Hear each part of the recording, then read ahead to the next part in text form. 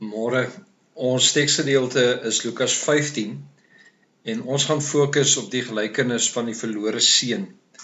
Ek wil graag die eerste 3 verse lees van hoofstuk 15. Daar staan: die tollenaars en sondaars het almal die gewoonte gehad om na Jesus te kom luister.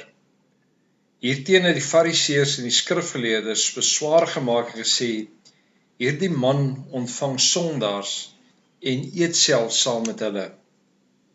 Toe vertel Jesus vir hulle hierdie gelykenis. Ek wil vanoggend by jou kom hoor hoe jy jou verhouding met God ervaar. Is dit dat jy die Here ervaar vanuit 'n wettiese godsdienstige beoefening? Of is dit dat jy regtig jou verhouding met God ervaar as 'n intieme verhouding, 'n verhouding waarin jy tot rus gekom het, waarin jy jou vreugde kan vind, en waar jy in nabyheid en intimiteit ook met God leef. Die gedeelte vertel van 2 groepe. Ons kan sê die een kant die sondaars, wat hier vergelyk word met die tollenaars, die randfigure van die samelewing. Hulle wat eintlik gretig is om na die woorde van die Here te luister. En dan aan die ander kant die fariseërs en die skrifgeleerdes wat met 'n baie korrekte godsdienstbeoefening hulle verhouding met God ervaar het en eintlik hierdie ander groep dan ook verag het. En daarom sê dat die Here vir hulle hierdie gelykenisse vertel om vir hulle iets te deel van God se hart vir mense en veral hulle wat buitekant die koninkryk van die Here staan. Daarom vertel hy die gelykenis van die verlore skaap, van die verlore muntstuk en dan ook die verhaal van die man met sy 2 seuns, waarvan die jongste seun natuurlik hierdie groep randfigure verteenwoordig het.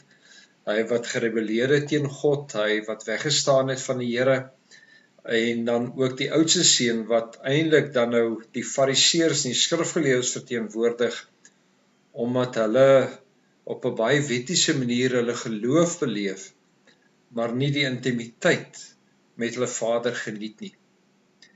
As 'n mens na hierdie gedeelte gaan kyk, is daar so 'n paar opmerkings wat ek eers wil maak. Die eerste is natuurlik dat dit was ook in daardie tyd wel bekend dat 'n seun kon aanspraak maak op sy erfdeel. Gewoonlik het die pa vruggebruik daarop gehad maar dan lees ons amper hierdie buitengewone vraag wat hierdie jongste seun vir sy pa vra om dan nou sy erfdeel vir hom te gee en hoe hy dit dan ook tot kontant maak. Ons lees dat hy op 'n stadium varke opgepas het. Vir 'n Jood was dit natuurlik onaanvaarbaar omdat varke as onrein beskou was. En daarom lees ons weer dat hy regtig op 'n baie diep plek, op 'n donker plek in sy lewe was, waar hy selfs die kos van die varke begeer het om selfs daarvan te eet en hoe niemand dit vir hom aangebied het nie. Dan ook natuurlik die beeld van die pa is natuurlik onaanvaarbaar vir die Midde-Oosterse vaderfiguur. En dit is dat hy gewag het vir sy seun, dat hy na hom toe gehardloop het. Nou voordat sy seun kon bely, het sy pa hom al reeds vasgedruk. Dit was onaanvaarbaar omdat 'n pa nie na sy seun toe gehardloop het nie, maar dit het iets gedemonstreer van hierdie pa wat alle grense oorskry en hoe hy sy seun tegemoet hardloop en hoe hy hom terug ontvang. Die feit dat hy hom soen beteken dat hy hom vergewe, die klere, die skoene, die ring wat vir hom aangesteek word, dui dan ook hier op die herstel van die status van sy kind. Dan beleef 'n mens die konflik tussen die oudste broer en die jongste broer, dat die oudste broer ook na hierdie jongste broer verwys deur te sê hierdie seun van pa, en dan korrigeer hy hom deur te sê nee, hierdie broer van jou was verlore en hy is weer gevind. Die uiteinde hiervan is natuurlik dat die gedeelte redelik stomp eindig, half 'n oop einde het om eintlik vir ons te sê dat ons dit kan invul en kan sê hoe hierdie verhaal hom eintlik uitspeel.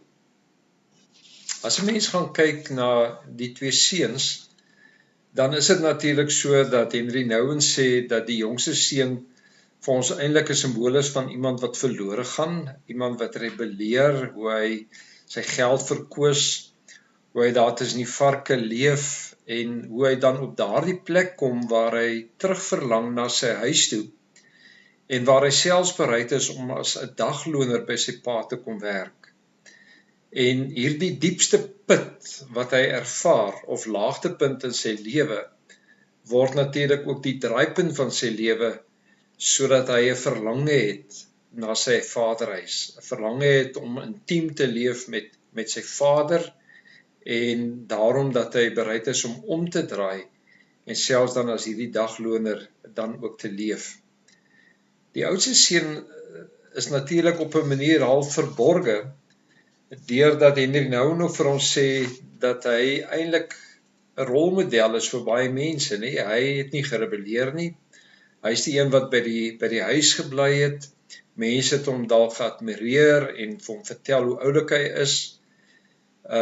En tog is dit dat sy trots, sy selfsug eintlik maak dat hy eintlik openbaar word as iemand wat as 'n slaaf vir sy vader gewerk het en wat nie die intimiteit van hierdie verhouding met sy pa geniet het nie.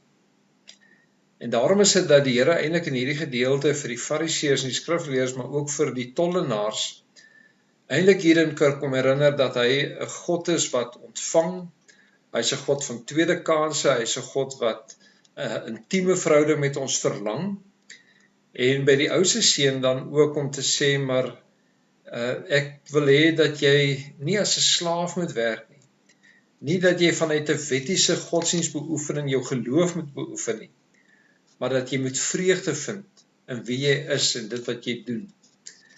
Daarom dat hierdie pa vir hierdie oudste seun ook kon sê, maar ek het eintlik julle albei lief, en ek het vir julle albei plek in my ouerhuis, maar dat hy eintlik hierdie intieme verhouding ook met hulle wil hê. Daar word hierdie verhaal vertel van 'n baie arm man wat eendag met 'n bootreis van Amerika na Engeland toe gevaar het, en elke keer as dit etenstyd is, gaan hy kajuit toe, en toe hy die dag afklim, toe sê die kaptein vir hom, maar ek het jou nooit gesien by die etenstafel nie. Toe sê hy, hy het nie die geld gehad om te eet nie, en die kaptein sê toe vir hom, het jy nie geweet dat al die etes was ingesluit by hierdie reis nie? So dat hy elke aand droë brood gaan eet in sy kajuit, en het hy eintlik die vreugde van die vaart nie ervaar nie. Ek en jy word vanoggend ingenooi in 'n intieme verhouding met God, hy wat vir ons tegemoet kom, hy wat vir ons ontvang, hy wat met verwagting na ons uitsien, wil vir my en vir jou ontvang in hierdie intieme verhouding met hom, en vir ons innooi om saam met hom te leef. En mag ons eie selfsug, mag ons opstandigheid nooit tussen ons en God kom nie, maar dat ons juis vanuit ons verhouding met hom mag leef. Kom ons bid saam. Here, mag U vir ons seën om te leef, Here, in nabyheid, in intimiteit in ons verhouding met U. Amen.